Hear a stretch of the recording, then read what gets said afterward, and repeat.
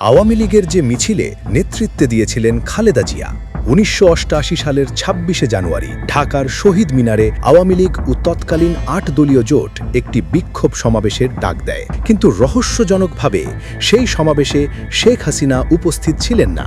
সবাইকে বিস্মিত করে সেখানে উপস্থিত হন বিএনপি নেত্রী বেগম খালেদা জিয়া। শুধু উপস্থিতিই নয়, স্বৈরাচারী এরশাদের বিরুদ্ধে প্রতিবাদ জানিয়ে তিনি সমাবেশ শেষে বিক্ষোভ মিছিলের নেতৃত্বও দেন।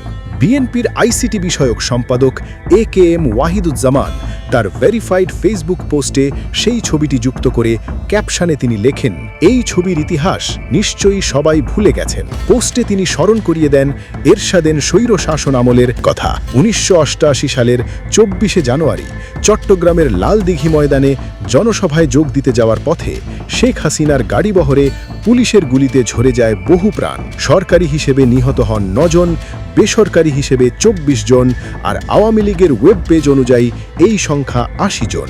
আওয়ামী লীগ সে সময় এই হামলাকে শেখ হাসিনাকে হত্যার উদ্দেশ্যে চালানো হয়েছিল বলে দাবি করে।